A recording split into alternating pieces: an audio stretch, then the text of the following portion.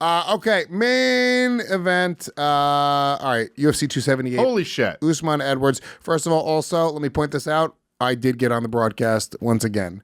I cracked the code.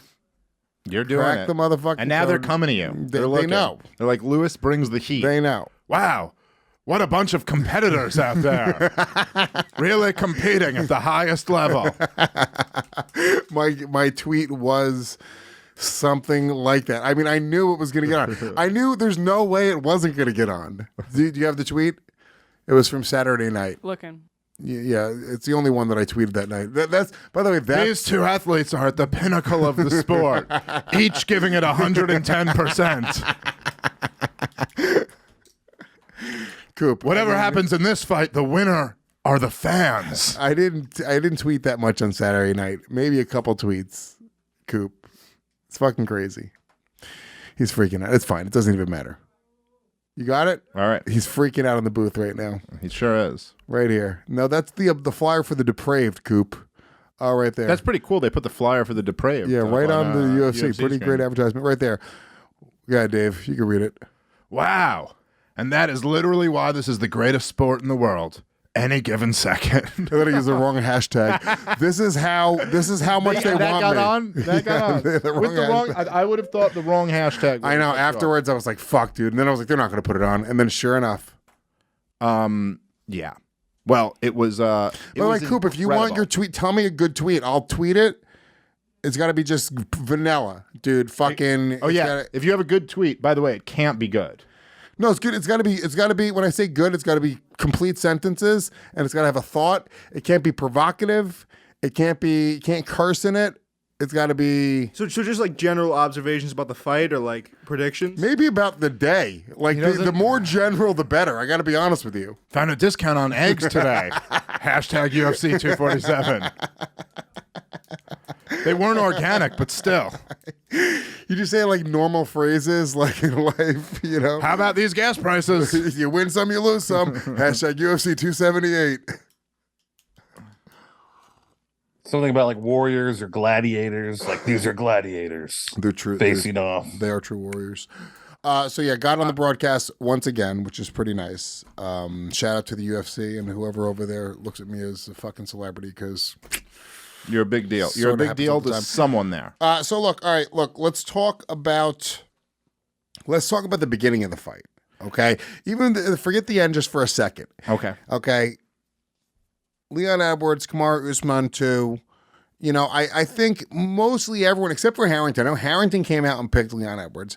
Everyone was saying, look, Kamaru Usman looks like he's on a new level. And Leon Edwards looked like he was on a new level before leading up to the fight. And his training looked good. He looked like he was going to be a fucking killer in this fight, dude. And that first round, he came out and he caught him with a fucking takedown. Leon Edwards caught Kamaru Usman with a takedown, and it was like, oh my God, dude. It was like, what? And Leon Edwards is very good with those takedowns from the clinch, like those type of takedowns. But I don't think any of us thought one he was saw it. pulling that off on Kamaru Usman. No one saw that So happen. that was kind of It's the surprising. first time technically on record that Kamaru Usman was taken down, right? And he not only took him down, but took his back, got a body triangle, was really controlling him. Yeah, I mean, we're talking about maybe a 10-8 round when you consider how much. I mean, he had. That's a bit of a stretch. I think. How long was he on his back for? I don't know. It was a bit of a stretch to give him a 10-8, but he won the round. He won the round handily. I mean, he just dominated the round, right? He won the round. You know.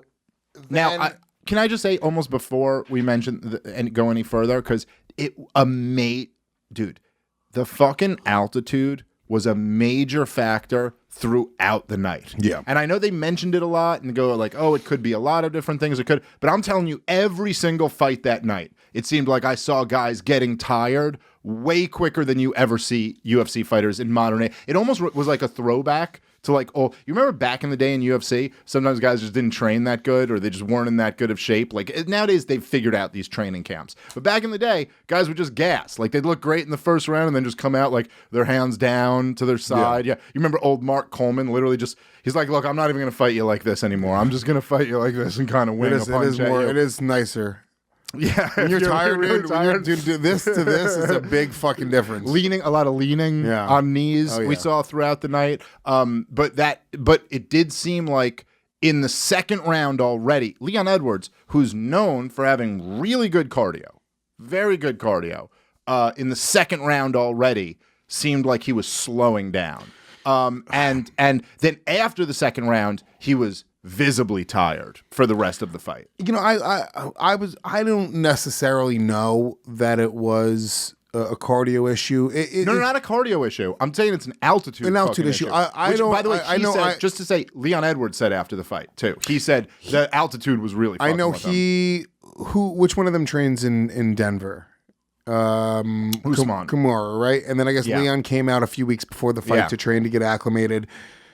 You know, Leon Edwards, more than anything else, dude, after that second round, he just seemed to mentally not be there. Well, that's for sure. And I remember it was one of the commentators said in between I think it was maybe the third and the fourth round. It might even be between the fourth and fifth, where he was like, it was Dean Thomas, I think it was. They went to Dean, and he was talking about. He was like, dude, he's checked out. I was like, he's not even looking at his corner. Yeah, dude, he won't look his cornerman in the eye. And they weren't giving him. You know, the corner wasn't giving him like technical advice. They were like trying to hype him up to not quit. They were like trying to be like. It seemed like he was just broken. You gotta want this. It seemed I think he was broken. After that first round, he was like, dude, that was it, right? And then Kamaru, he had no answers for Kamaru in the second round. It seemed like he kind of felt like, I caught him by surprise with that clinch takedown. Yeah. Kamaru Usman kind of adjusted. He won the second round. And then started taking him down easily. Yeah. Then takes him down in the second, takes him down again in the third, and it just felt like, oh no, he figured out what your secret was. You're not really going to be able to make this guy fight at your range. Well, and the pace that Kamaru was also bringing as well, that it was like, oh shit, that first round he was able to compete, but then Kamaru was able to just pull ahead and just come at him with this fucking relentless pace. Kamaru was doing things I've never seen him do before. Like, Kamaru Usman gets better every fucking fight, and as no matter what happened in this finish there, Kamaru Usman was the best Usman we've ever seen in that fight. He was putting him up against the cage and ripping to the fucking body. He was doing things that were like really like, ooh, this dude is fucking really good, man. Yeah. And he was, I think, sapping the life out of him, sapping the will out of him. Look, what happened up until the end of this fight was Kamaru Usman. He lost the first round, won the next three, was winning the fifth round. He was outclassing him. He was showing he was just like on a different level, and this was, I would say, one of the craziest moments I've ever seen in MMA, where everyone, the announcers included, everyone watching included, was already thinking about what the implications of Kamaru Usman winning this fight were. They were all talking about like, oh, this sends Leon Edwards back. This is what he did wrong. I remember I was thinking in my head where I was like, man, he's really like now twice lapped everyone in the division. Now he's beaten Masvidal twice, and fucking Colby Covington twice, and Leon Edwards twice, and you're like, fuck, what does the division even do now? Like, if he moves up, whoever you're giving... Kamaru was talking about skipping 185 and moving up to 205, and you're like, well, I guess that's what we got to do, right? Yeah, I mean, we all... You were there. Forget don't blink. Like, we all were like we... Dude, I stopped paying attention to that moment. Like, the moment that it happened, I was sort of like, I was a little bit tired. It was, I don't know if I've ever seen a knockout like that before where it quite had the reaction of, look, I can't remember if it was Rogan or DC, but one of them said, or maybe it was like the two of them going back and forth, said, with about 2 minutes left, they go, Kamaru Usman could just coast here and win the fight. And then I think it was DC who goes, but he won't. He won't. He'll keep pressuring him because that's Usman. He'll keep pressuring him. And I don't know, maybe this even had something to do with the altitude. Maybe not. Just a 5-round fight. It's the last minute of a 5-round fight. But the truth is that Usman did kind of go to coast. He stopped pressing forward. He stopped trying for takedowns or to put him up against the cage or anything like that. And I think he just kind of felt like, I think he kind of conceded. I'm not finishing this guy. I'm going to stand here at distance with him. Pull up the finish. He stood on the outside with him a little bit. And, dude, fucking Edwards threw this beautiful... He showed the left and it's such a beautiful fucking combo. Yeah. He lured him into this parry. Walk away knockout out of nowhere. Bang, dude. I mean, it was perfect form. Perfect form. Dude, and really like high level. So out of nowhere. I mean, especially considering how he was so checked out.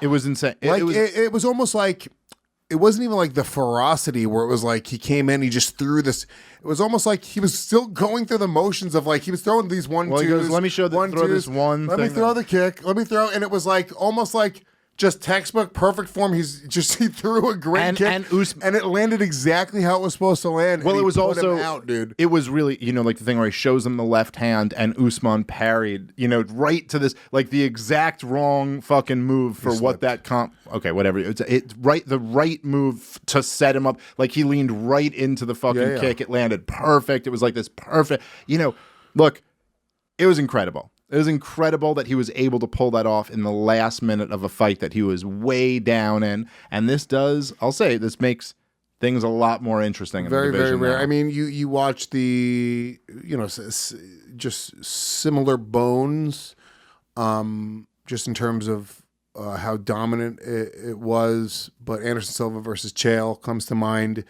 where, Chael was just losing that fight and threw up that. That's in my top 5. Well, it's a huge, massive moment. Yeah. But yeah, that's kind of one that I think is comparable.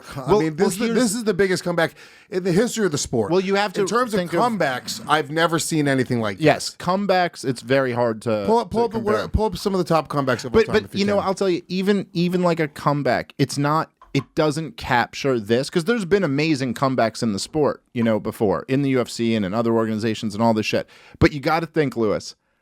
The reason why this is so high up there, and might be my number 2 in like the craziest, the best UFC moments ever, is that this was Kamaru Usman was fighting not only to lap every top contender for a second time. He's beaten everyone, and now this is him beating them the second time over.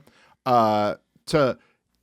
was going to tie Anderson Silva's record for most consecutive wins in the UFC. Oh, wow. He was literally he was a minute away from really solidifying his case as the greatest welterweight of all time. Not saying you necessarily think he is. You could argue GSP, but he wins this fight, and you go, you know what? There's an argument. There's a real argument to be made. And here he is. He just tied Anderson Silva sitting in the front row, watching him about to take his record. You know what I mean? And it's right there. So it's like with the highest stakes, the most on the line, and to have it go like that at the end is just fucking bananas. Leon Edwards goes from, I'm about to have my second loss to the champ. Now I'm vanquished into this kind of no man's land where basically you're kind of, I don't know, man. I don't know. What do you have to do to ever get another crack at the title? Something kind of, maybe you never get it. Now, to all of a sudden being like, you're the guy who took out the pound for pound champ. I mean, look, so here's the deal. Kamaru Usman, he will, in my opinion, he should get an immediate rematch. Sure. They'll more than likely give an immediate rematch. I couldn't imagine them not. He went 1-on-1 with him. I don't think anybody else makes a case for an immediate rematch like that. No one has a better case for him. Yeah, he's an absolute monster. Both these guys are going to go back and they're going to adjust.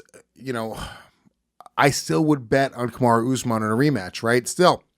And I could be wrong.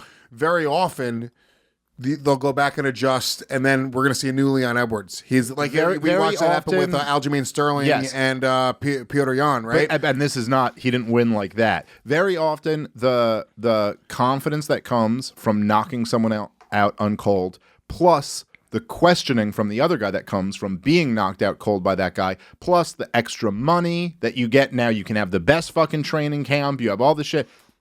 A lot of times that has a major role to play. That being said, I still see your argument where you go, look, here was a guy who outclassed him for 4.5 of the 5 rounds in this fight. So that, or not 4.5, excuse me, 3.5 of the 5 rounds in this fight. So it's very interesting to see who would win in the rubber match. I mean, I would just, I look at Kamaru Usman. It didn't really fuck with GSP's legacy as the greatest of all time to lose to Matt Serra. Because he came back and fucked him up. Back and he if Usman can do that, no, in some ways I think it makes it even greater. It does. And I think that overall this could just be a blip. It could just be like a moment. And look, it's why the sport is actually beautiful. I know I tweeted that generic horseshit, but it's literally why I love this fucking sport. It's because it has the any given Sunday sort of thing rolled up into every second of this fucking sport. You know, and we've seen this happen so many times where out of nowhere somebody just fucking gets a knockout. Now it's usually not as high a stakes, it's not a title fight, it's not the implications, so it doesn't stand out as often, but this is the fucking sport. This is like the most amazing thing. And you could have a guy that on paper he's a fucking 10-1 favorite, and he could have a moment where he fucking, you know, slips left. You slip one way that you shouldn't have. That's it. That's the whole moment, dude. And it's all gone. And it's very interesting. Mixed martial arts has, it's sort of like cruel like that as well. Oh yeah, because you have these guys where it's like when you almost the Connors, the Brock Lesnar's, and the Rondos, they're so rare because it's not even about winning necessarily. Because those guys all lost and they still were massive stars. And they still, you know, there's another quality because there's nobody in this sport that can just win and win and win and win. And the reason that Khabib stands out and the reason people talk about Khabib as being number one pound for pound is because he never did take that loss. Because he left. And the only way you could do that is to leave. And if Khabib didn't leave and he stayed for... Eventually, someone would fucking get him. We talk about it all the time, but it's like these guys in this sport who look superhuman, and then you watch them look so human. Yeah. And that's just the way it is. Like, none of these guys, they're all so good, and none of them they're all human beings. You know what I mean? Like, and it fucking, to watch a guy like Usman, who's you're just like, I mean, up until that moment, you were like, holy shit, what this guy's doing to everybody is just incredible. And then you just see him fucking his eyes rolling in the back of his head on the fucking floor. And, you know? Fucking wild. It's insane. What a crazy, what a crazy moment.